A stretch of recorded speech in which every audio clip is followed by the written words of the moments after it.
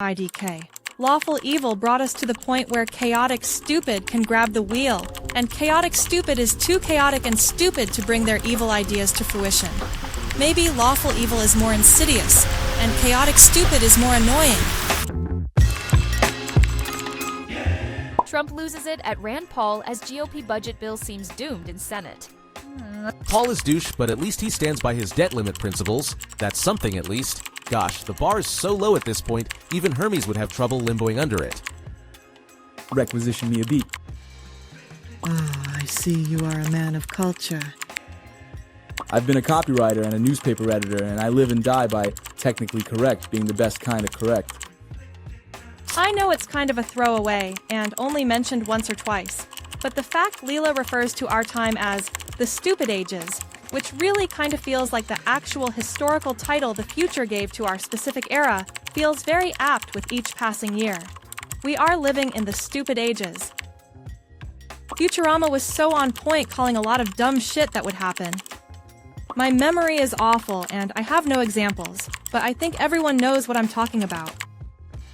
You got a link? Anytime you need a refresher, Idiocracy is still out there. He sought the most qualified people for the job and hired the smartest guy on the planet, infinitely better president than many. The return of Nixon in a giant mecha body would feel like a breath of fresh air right now, even if he would sneak into my house at night and wreck up the place. It's just so catchy. They said I probably shouldn't be a surgeon. They poo-pooed my electric frankfurter. They said I probably shouldn't fly with just one eye. I am Bender, please insert girder. That movie is basically prophecy at this point. Computers may be twice as fast as they were in 1973, but the average voter is as drunk and stupid as ever. The only one who's changed is me. I've become more bitter and, let's face it, crazy over the years. And when I'm swept into office, I'll sell our children's organs to zoos for meat, and I'll go into people's houses at night and wreck up the place. Fuck, dude. For the past 20 years or however the fuck old we are now, this fucking song just randomly pops into my goddamn head, like at least once a week. I don't even remember the words. That Johnny melody just etched itself into the default background music part of the brain that you find yourself absent-mindedly whistling when your mind wanders. I can't be the only one. President Camacho got shit done. Oh man, I said this exact thing to my buddy while having beers a few weeks ago. Camacho would 100% be an improvement on what the US currently has. One afternoon in April 782. It was a glorious few hours. If you study history, you can plainly see that we've been in the stupid ages for a long, long time. When were the smart ages? When I was born, there was a hurricane in Kingston town with 1.5 feet of water. Thank you, Lamau. How the god's name did those writers do that? Thanks for sharing, I loved that. I make my friends and relations fill out long applications to get into my 5th birthday party, yeah. The first time I heard the last line of that lyric may have been the hardest I've ever laughed in my life. The only man to win Olympic gold in both limbo and sex. We have to make sure Trump's head never ends up in a jar, though if it does, the water will look like orange tang. We're at the fling garbage into the sun stage in history. This single joke is probably the basis of 30-50% of my entire sense of humor. Barbados is limb. That's the same reaction I have when Barrett recuses herself or sides with the liberals. Like, hate her values, but appreciate at the bare minimum that she is lawful. I'll gladly take lawful evil over chaotic stupid. At least with lawful evil, you can at least roughly predict what someone will do. But if you're dealing with someone who is chaotic, that is another thing entirely. The world's greatest swordsman does not fear the second best, for he knows what to expect. He fears the novice, for who knows what that little shit will try. Don't forget about neutral evil, which in practice is just about as bad as chaotic evil. They follow their own nasty principles, whatever they may be, and however they may shift. Only slightly more predictable than chaotic, at least until they move the goalpost due to whatever mental gymnastics they use to justify their actions. IDK. Lawful evil brought us to the point where chaotic stupid can grab the wheel, and chaotic stupid is too chaotic and stupid to bring their evil ideas to fruition. Maybe lawful evil is more insidious, and chaotic stupid is more annoying. Neutral evil is the I didn't vote for Trump because I didn't vote, or both sides, you're bad crowd. One of the goofier dynamics of the SCOTUS is that Alito and Thomas stand on much stricter ideological lines than Gorsuch, Kavanaugh, and Barrett, despite the fact that the latter three were pretty expressly nominated to the court for the purpose of advancing conservative ideology, while the former two achieved their position as much more typical conservative nominees. They just all have their weird little things they care about, and the rest they put aside for ideology. Like Gorsuch really hates the disregard of Indian treaties. The man loves siding with tribes. That's just his thing. Now, I'd say it's more like Gavin Newsom changing stances on things based on whatever is politically trendy. Believing in nothing so you can adapt your politics to whatever gets you the most votes is about as evil and self-serving as it gets. See? Flipping on his trans people stance once he thought the national conversation had shifted rightward enough.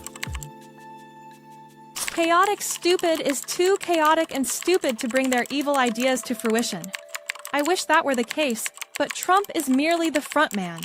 The real evil is still happening being the scenes, with the consolidation of power in the military and the removal of regulations.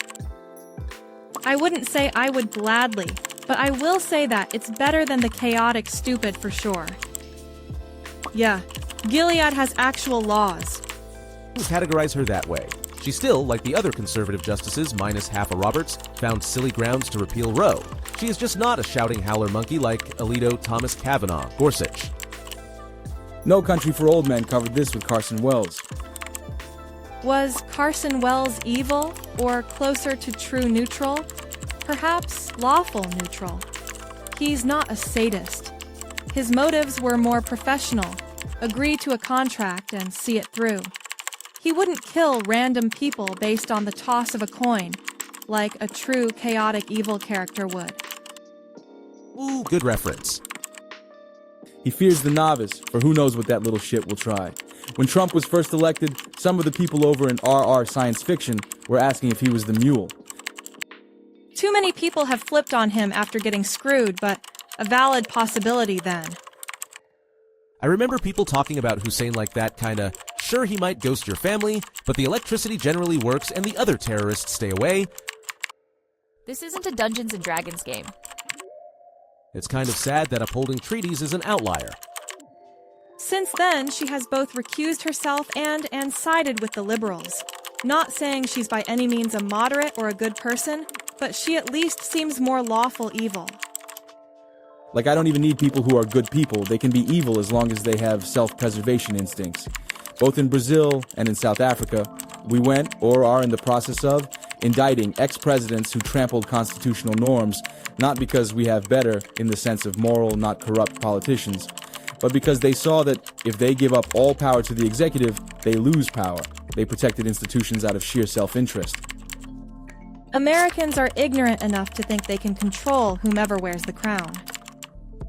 Paul complains about the debt, but has voted for every tax reduction that has ever been put in front of him. He and Massey will also do anything to get their name in the news. He even says he'll vote for this one, if they make more cuts instead of raising the debt limit. How come Republicans are never for creating an increased revenue stream to help balance a budget? Because people like Paul genuinely believe the government should consist of a small police force to protect business owners from the masses and a large military to protect the country's natural resources, which are owned by those business owners, from other nations. They think there's no other role that government should serve in society. Everything else, in their mind, is wasted money. This is correct. They want everything else to be privately run. Roads, sewers, electricity, fire departments, hospitals, schools, jails, prisons, even municipal police. They want all of it at the whim of the free market, because none of them took any econ classes beyond the 200 level, or they read Ayn Rand once and didn't truly understand Atlas Shrugged. These guys are still mad about the New Deal. You don't need to go that far back nor leave America. We tried it Paul's way. It was disaster after disaster. A depression once a decade all the way up until the whole house of cards fell with the Great Depression.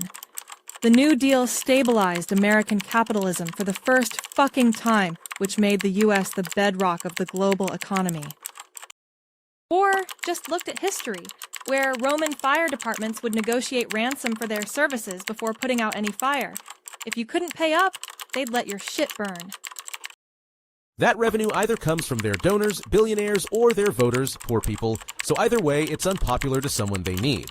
It might be entirely necessary, but they have made the politically expedient choice instead, because a working government is not their goal at all. Like, they get elected to actively undermine the functions of government. They literally plotted the assassination of a sitting president. Take a wild fucking guess what the punishment was. No one ever accused him or other libertarians of intellectual consistency or intellectual honesty.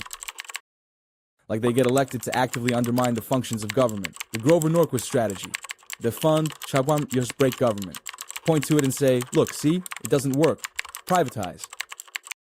They regularly raise taxes on the middle class and just lie about it.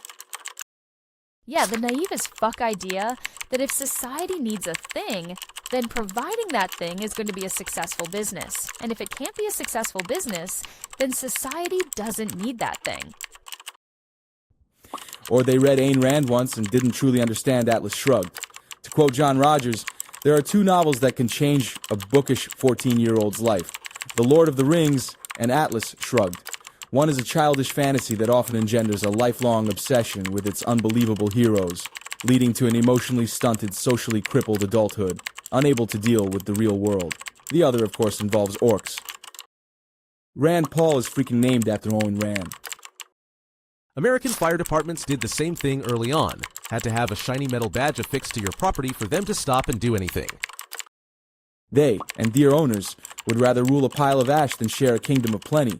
Heck, they want the gatekeepers see your idea of heaven because even when offered the idea of infinite resources, they still don't want to share. Hey, that's just a different form of insurance. Yes. Basically what the American health system has turned into already. We're here, we're queer, we don't want any more bears. Grafton, New Hampshire, is the funniest goddamn experiments in city government to exist.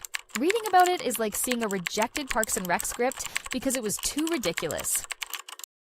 And yet, there he is, Senator Rand Paul, federal employee. There is a now common belief that maximized profits of wealth are a God-given right, especially for billionaires funding GOP politicians.